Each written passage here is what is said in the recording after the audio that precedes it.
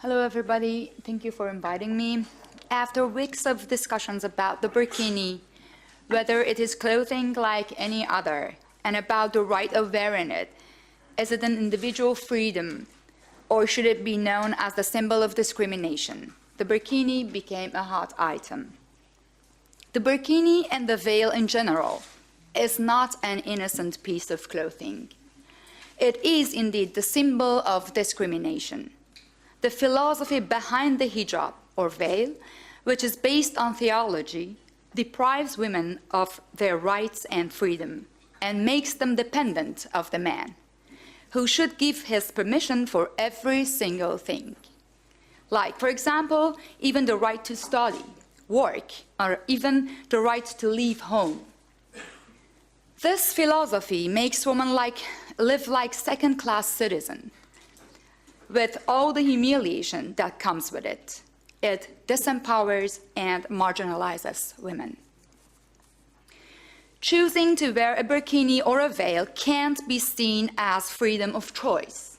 Don't forget that the Muslim women who pretend to choose this are grown up with the indoctrination by their families and community, who believe that wearing a veil is a good choice to be a good woman and to obtain more respect of the community.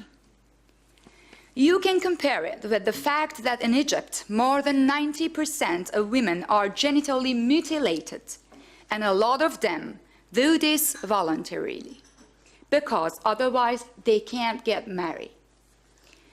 Do we still talk about freedom of choice here?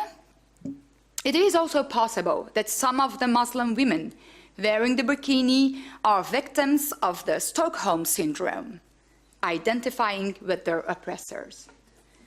Liberating women from discrimination doesn't happen by defending wearing a burkini, but by understanding the philosophy behind it and by throwing it off forever. The ideology behind the burkini doesn't have any respect for the individual choice. It is religious, and in religion people obey. It is not about rights, but about duties. Based on my own experiences in the Islamic Republic of Iran with similar cases, I don't believe that wearing a burkini helps Muslim women from conservative families to go out. Most of them, even with a burkini, are not allowed to go to the beach. And a lot of Muslim women who were free to go to the beach in a swimming suit should change it into a burkini under pressure of their family and community, unless the enlightenment in connection with this covering clothing and the philosophy behind it is widely occurred.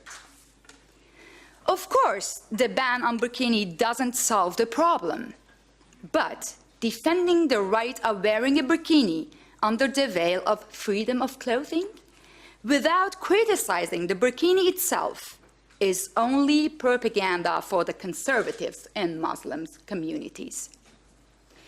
Progressive intellectuals in Europe do have an influence on Muslim society and intellectuals.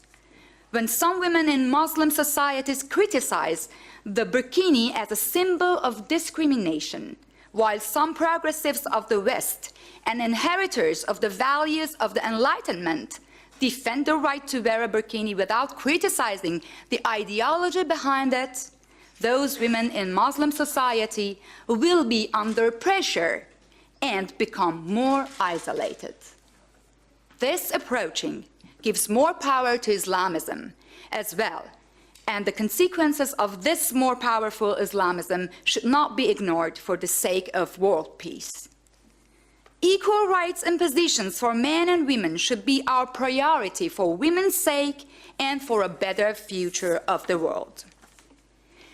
Now, defending so hard the right of free clothing while Iranian women who are victims of the mandatory hijab in Iran and are fighting already for 37 years against this, even with the risk of being jailed, has been forgotten for the Western politicians like Ségolène Royal, the French Environment Minister, and Christian Defrane, the Belgian president of the Senate, who don't make it easy for Iranian women by putting a scarf for their official visits to Tehran.